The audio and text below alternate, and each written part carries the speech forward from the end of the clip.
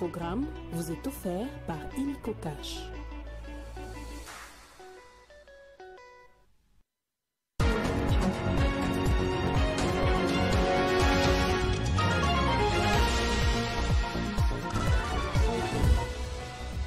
Convocation des cadres du PPRD ce lundi à l'auditorat militaire pour éclairer la justice sur certains dossiers non dévoilés à la presse. Parmi eux figurent notamment le vice-président Beminakou, le secrétaire permanent Ramazani Chadari et son adjoint Ferdinand Kambere. Kinshasa, effondrement d'un immeuble de 8 niveaux en pleine érection, quartier CPA Mboudi dans la commune de Mongafula. Cet incident malheureux a causé des dégâts matériels importants aussi à un immeuble voisin. Semaine cruciale pour la guerre en Ukraine, quelques jours après la décision de Donald Trump de suspendre l'aide militaire à Kiev. Le secrétaire d'État américain Marco Rubio sera à Jeddah dès ce lundi à mercredi pour travailler sur l'objectif du président Trump de mettre fin à la guerre entre la Russie et l'Ukraine. Le président ukrainien sera également de la partie. Nouveau journal sur Télé 50, bienvenue à tous. Justice. Plusieurs opposants cadres du Parti du Peuple pour la Reconstruction et la Démocratie sont invités ce lundi par l'auditeur supérieur militaire. Parmi eux figurent notamment le vice-président Beminakou, le secrétaire permanent Ramazani Chadari et son adjoint Ferdinand Kambere. Ces derniers sont invités à éclairer la justice sans aucun autre détail selon l'invitation qui circule sur la toile. L'insécurité continue de battre son plein à Goma, au Nord Kivu. Des nouvelles morts ont été enregistrées ce week-end. Au moins 3 jeunes ont été tués par balle. Selon plusieurs témoins, ce sont des militaires du M23 qui ont tiré sur ces civils. Et puis le vice-premier ministre de la Défense nationale, Guy Kabombo Mwadianvita, vient de lancer le navire de guerre dénommé Alternance Pacifique pour le renforcement des FARDC au service de la force navale. Jacob Simbi est notre envoyé spécial à Boma dans le Congo central. Nous sommes ici au port de Boma dans la province du Congo central. La cérémonie que vous suivez ici, c'est le vice-premier ministre et ministre de la Défense nationale et des anciens combattants qui procède déjà au lancement du patrouilleur des hautes mers qui est dénommé Alternance Pacifique. C'est le nom de ces navires de guerre qui aujourd'hui déjà va recevoir les goûts du champagne installés. Alors, Guy Kabombo Mwadianvita, ministre à la Défense nationale et des anciens combattants, messieurs les VPM, est ici depuis 9 heures passées de 20 minutes. Et tout protocole observé, il a été accueilli devant les honneurs militaires et de la police nationale congolaise par Prosper Ntela, vice-gouverneur du Congo central. Ici, vous êtes en train de voir toutes les forces des marins représentées ici au port, c'est-à-dire l'événement est grandiose. Le vice-premier ministre et ministre à la Défense nationale et des anciens combattants, nous citons Guy Kabombo Mwadianvita, ici est présent au port de Boma, dans le Congo central. Ce que nous devons signaler, il l'avait dit, que les FARDC seront renforcés au niveau de la force navale, au niveau de la force aérienne et au niveau de la force terrestre. Nous devons signaler, messieurs et dames, ici vous qui suivez avec intérêt Télé 50, que cet événement est en train de s'inscrire dans les trinômes FEC. Entendez par là, formation, casernement et équipement adéquat des FARDC. Donc ici c'est la filière équipement. Une fois de plus, les FARDC, comme les VPM l'avaient dit, que les forces seront équipées. Ici, c'est dans la filière équipement des FARDC. Voici les navires dénommés Alternance Pacifique, lancés aujourd'hui depuis le port de Boma. Depuis Congo central, ici au port de Boma, Jacob Simbi, Alain Kandé pour le compte de Télé 50. Les forces armées de la République démocratique du Congo ont récupéré ce samedi les bastions des insurgés Mobondo érigés aux fermes Équateur, Bas-Congo, Bayandi, Lou et un jour. Pendant ces opérations de contrôle de ces bastions, 6 insurgés Mobondo ont été neutralisés, 20 capturés, 9 armes, 30 machettes, 12 lances ont été récupérées par l'armée loyaliste. Pour l'instant, la situation est relativement calme et les FARDC sont plus déterminés pour mettre fin à cette milice Mobondo qui a fait couler les sangs de la population dans cette partie du Maïndombe. Plus de détails avec le capitaine Anthony Mwalushaï, porte-parole de l'opération Ngomba dans cette province. Nous continuons avec les opérations de nettoyage des insurgés Mobondo dans l'ensemble du territoire des Kwamout, avec bien sûr la collaboration parfaite de la population civile. Par exemple, samedi 8 mars 2025, les forces armées de la République démocratique du Congo ont récupéré plusieurs bastions des insurgés Mobondo érigés dans des fermes comme Équateur, Bas-Congo, Bayanzi, Lou et Unjour. Pendant ces opérations de contrôle de ces bastions, 6 insurgés Mobondo ont été neutralisés, 20 insurgés capturés, 9 armes, 30 machettes et 12 lances également récupérées par l'armée loyaliste.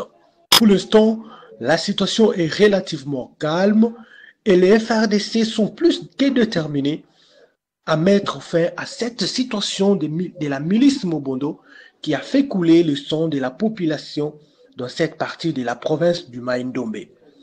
Tout en demandant également aux insurgés qui continuent encore à s'aimer terreur dans d'autres coins de l'ensemble de l'espace Bandundu de mettre les armes à côté et se rendre auprès des services compétents pour faire régner la paix et qu'ensemble nous puissions développer notre espace Grand Bandundu. Vous savez peut-être, le nouveau membre du Présidium de l'Union sacrée de la Nation sont connus depuis le samedi dernier. Parmi eux, Jacques Kaboula Katwe, gouverneur de la province du Haut-Katanga. C'est ainsi que son parti, l'ARDEV, Action pour la rupture et les développements, a fait un message de remerciement au président de la République et autorité morale de cette plateforme. Écoutons Jean-Ric Moulongo, au cadre d'ARDEV, qui lit ce message. Nous tenons à vous remercier pour ce choix judicieux porté sur la personne de Jacques Kaboula Katwe, président national de notre cher parti politique, comme membre effectif et permanent du Présidium de l'Union sacrée de la Nation. Excellence, Monsieur le Président de la République et haute autorité de l'Union sacrée, cette élévation qui intervient dans un contexte où notre pays, la République démocratique du Congo, est victime d'une guerre d'agression de la part du Rwanda et de ses marionnettes AFC M23, est une marque de confiance et de considération non seulement à l'endroit de notre leader politique, mais aussi à toute la population du Haut-Katanga. Par cet acte, nous continuons à vous rassurer de notre soutien sans faille, de notre engagement, ainsi que de notre loyauté durant votre mandat. Cette réforme témoigne votre volonté politique de redynamiser et d'élargir la vision et l'organe décisionnel de l'Union sacrée de la Nation pour contribuer à relever le défi sécuritaire et de développement afin de répondre aux aspirations du peuple congolais tout entier. Construction anarchique à Kinshasa, je le disais au sommaire, un immeuble de 8 niveaux en pleine érection et visiblement sans respect des règles en la matière s'est effondré le week-end dernier au quartier CPA en Boudi, dans la commune de Mongafula. Cet incident malheureux a causé des dégâts matériels importants à l'immeuble voisin occupé par les locataires qui ont presque tout perdu. Rappelons que la problématique des effondrements des immeubles dans la capitale congolaise devient récurrente faute de respect des normes urbanistiques et des constructions. Yves Bapa, président de la fondation qui porte son nom, a célébré la journée du 8 mars avec les femmes du quartier Mombélé dans la commune de Limete, une activité organisée par sa fondation justement. C'était l'occasion pour lui d'accompagner ces femmes en finançant leurs différentes activités en cette période difficile qui traverse la République démocratique du Congo avec la guerre lui imposée par le Rwanda. La journée du 8 mars a été célébrée avec faste dans les quartiers Mombélé, plus précisément dans la commune de Limete, grâce à la fondation Yves Bapa. Une activité organisée par la Ligue des femmes de cet organe qui a connu la participation de plusieurs femmes venues des 4 coins du district des Moamba. Le président de cette fondation, Yves Bapa, était l'invité d'honneur. Les thèmes retenus cette année en RDC est la Congolaise au centre de toutes les ambitions, un thème qui rencontre principalement les intérêts de cette fondation politique où la femme occupe une place de choix en vue d'apporter sa pierre des contributions pour les retours effectifs de la paix en RDC. La femme doit se libérer non dans les désordres, mais dans le respect des normes et règles établies par la loi. Comme partout où il passe, Yves Bapa ne cesse de laisser des traces indélébiles. Le président de cette fondation a promis pour très bientôt l'inauguration de l'hôpital et de la chambre froide qui est déjà en construction dans les quartiers Mombélé, question de créer plus d'emplois. Je suis très heureux de vous voir en ces lieux. Je vous avais dit que nous avons beaucoup à accomplir ensemble. Vous savez que la fondation s'est procurée une parcelle ici et nous construisons l'hôpital et la chambre froide. Cette journée vous a été dédiée et moi j'ai déjà donné ma position parce que ma force de bien faire les choses réside en vous les femmes. La guerre à l'Est est une affaire de tous. Tout Congolais doit contribuer à l'effort de guerre. Yves Bapa a financé plus de 200 femmes. Question de rendre l'autoprise en charge effectif pour accompagner les FRDC, comme les veut le président de la République, Félix-Antoine Tshisekedi.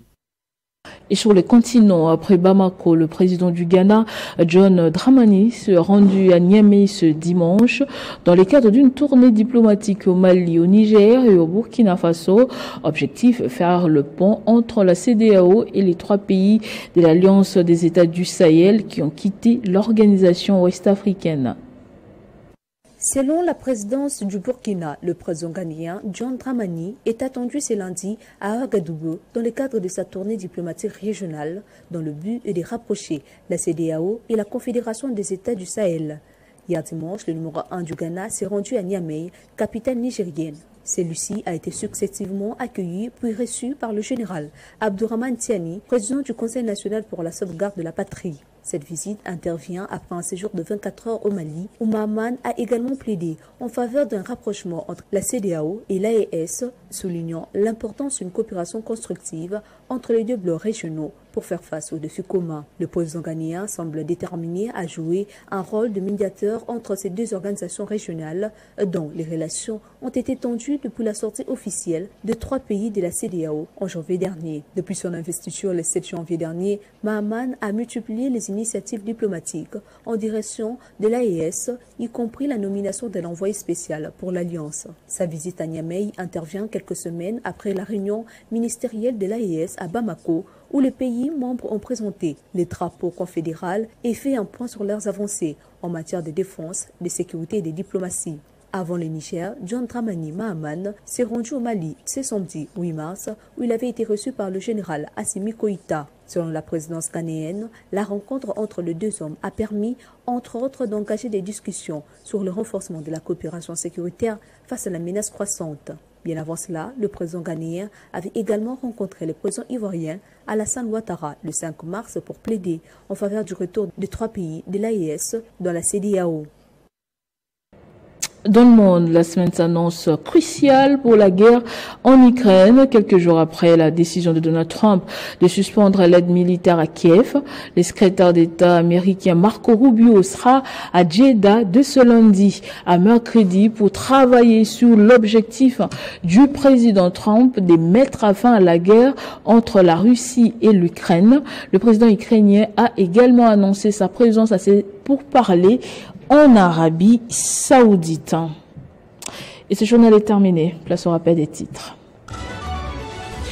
Convocation des cadres du PPRDC lundi à l'auditorat militaire pour éclairer la justice sur certains dossiers non dévoilés à la presse. Parmi eux figurent notamment les vice-présidents Oben Minakou, le secrétaire permanent Ramazani Chadari et son adjoint Ferdinand Kambere. Kinshasa, effondrement d'un immeuble de 8 niveaux en pleine érection au quartier CPA à Mboudi dans la commune de Mongafula. Cet incident malheureux a causé des dégâts matériels importants aussi à un immeuble voisin. Semaine cruciale pour la guerre en Ukraine. Quelques jours après la décision de Donald Trump de suspendre l'aide militaire à Kiev, le secrétaire d'État américain Marco Rubio sera à Jeddah de ce lundi à mercredi pour travailler sur l'objectif du président Trump de mettre fin à la guerre entre la Russie et l'Ukraine. Le président ukrainien sera également de la partie. Restez avec nous tout de suite, c'est la revue de presse.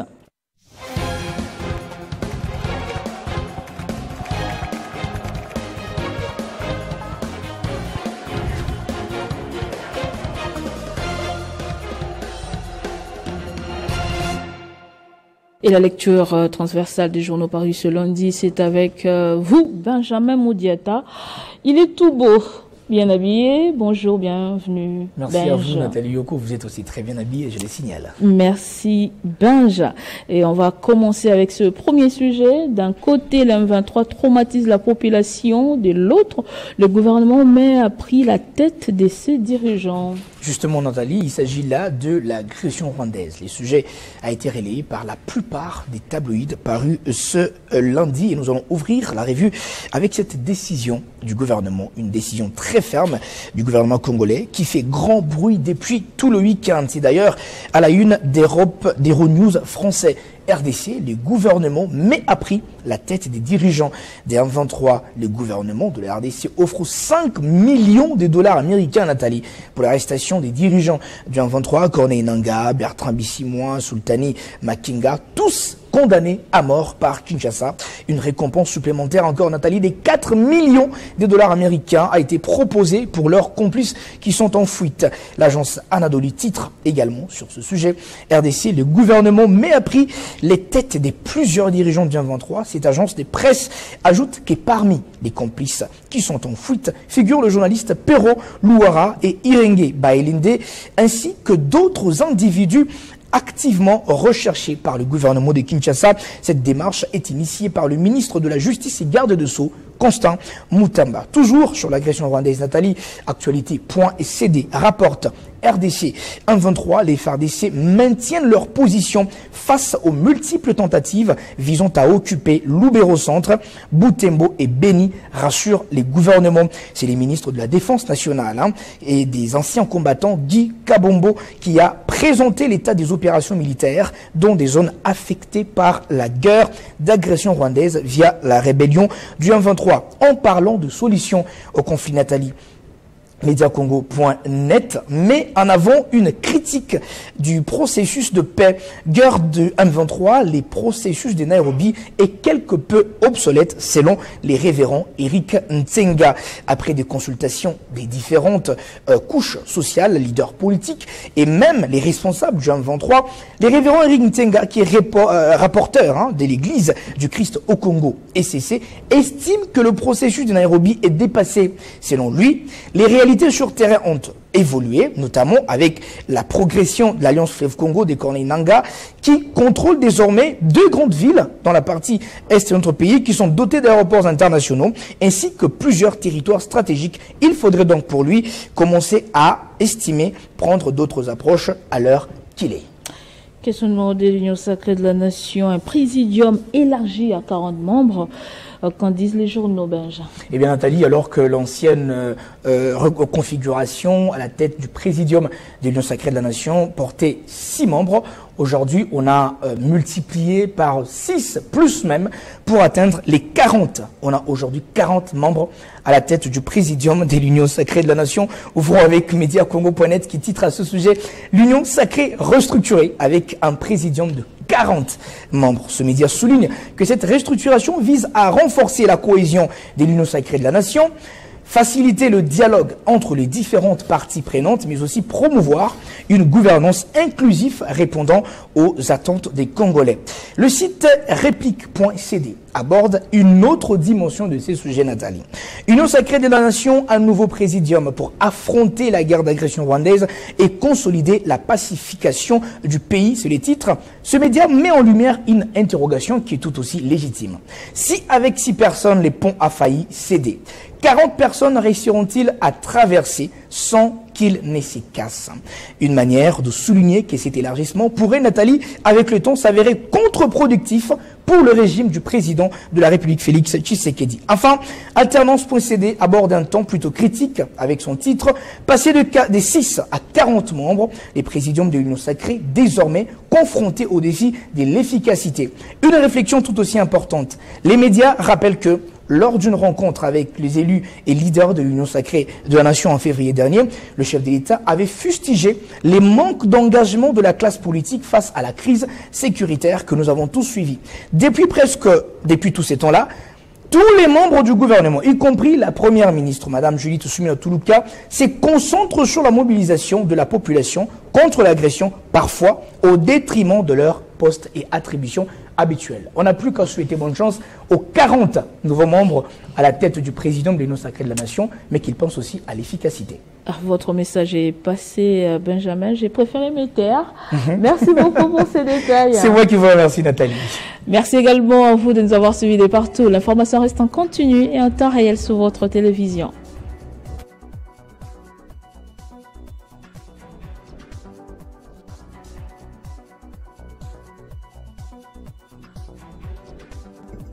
Retrouvez toute l'actualité en continu sur www.tele50.cd.